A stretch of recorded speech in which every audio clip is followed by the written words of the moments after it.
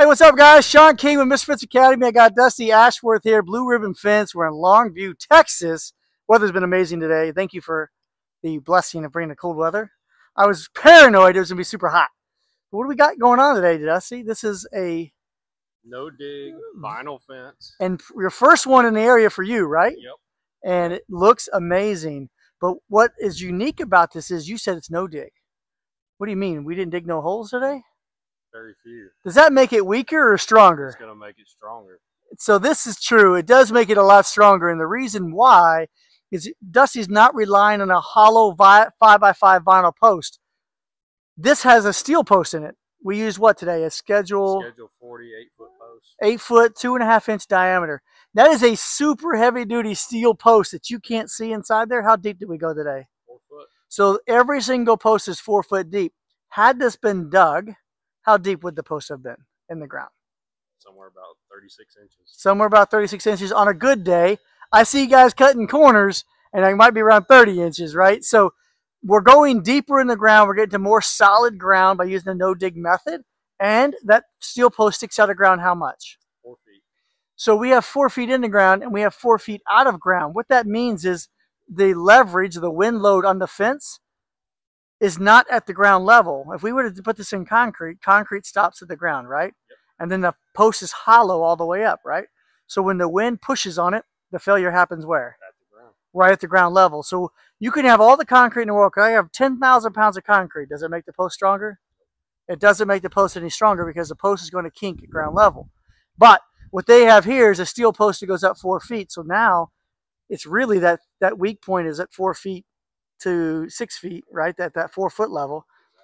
And what we don't have there is a hole in the post. See, all of these posts have a hole at the bottom for the bottom rail, and that's at ground level, which would be where the concrete is. But right now we've moved the steel post to the top to 4 foot. There's no hole in the post, so the post is really strong right there. So that's one thing we've done. And then how did we keep the top rails in? What's unique that we did there today? Top rail ties. So top rail ties are not common. They're not very common in our industry. And what the top rail tie does is it has a 3-inch screw securing each rail together. One downfall to vinyl fence that we've seen before is that it blows apart, right? And people can be very scared of vinyl fence because they don't want to chase pickets down the neighborhood. But we figured out why that was happening, and that would be the top rails will move and pull out of the post. And so you use top rail ties today, secure them two together. They're going to hold so well that we've actually seen failures now at the bottom rail at 120 mile an hour wind loads. So it takes a lot to get the bottom rail of that thing to blow out. So we've stopped the top rails from coming out. We have steel posts in there. So we have something special about the collars. The donuts that we have that we use today are not the normal donuts in the industry or the adapter, let's call them, from vinyl to steel. They're square, right? Yep. That square donut's going to prevent that post from rotating, right? So that's going to prevent the post rotate and section from blowing out. So this also today, you were able to build the fence and grade the height afterwards. This yard is not very level at all. And you warned the customer and said it may have some holes under it, right? But we have some undulations here, a big hole right here, and then a big hump. But by using this floating system, we were to build the fence and then contour it so it looks best to the eye, and yet still achieve what the homeowner asked you, and that was to get as close to the ground as possible. Is that right? Yep. They asked you to keep it close to the ground to keep their dog in, and we were able to do that with a pretty good roll on top. The other thing that we did today that was pretty unique is we cut every section. We did. Why do we do that? One would be so that all the sections are equal.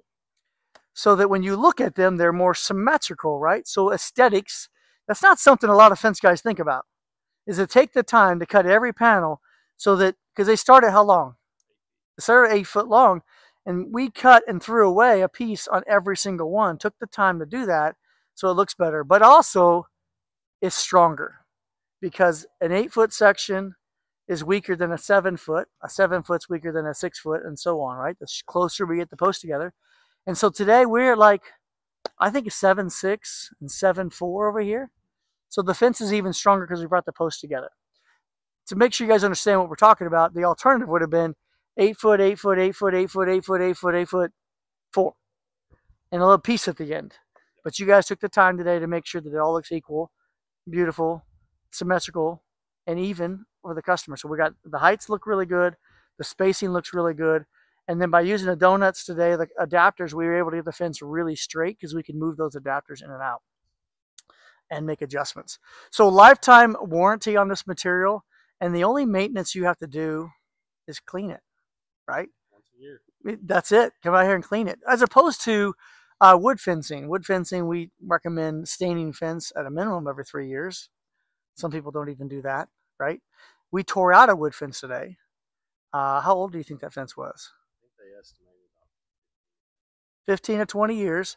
This vinyl fence should outlast that. And cost-wise, I would suspect you're not seeing a massive difference in cost between this and some of those board-on-board, 8-foot-tall cap and trim wood fences. Am I wrong?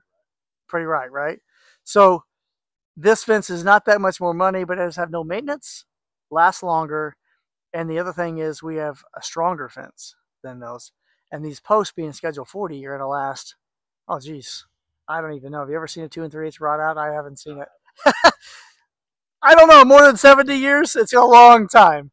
So this is a lifetime fence, truly a lifetime fence, and the homeowner doesn't have any mess in their yard. You can't tell that if we were to dig holes, especially on that side of the fence where the grass goes up to the fence, there would have been dirt piles everywhere. So you're giving a better product to your consumers. You're leaving them with less mess, more convenient to them. It's a win-win. If you guys need a vinyl fence in Longview, Texas, or in surrounding areas, Blue Ribbon Fence Company is who you want to have build your fence. There you go, Blue Ribbon. Boom.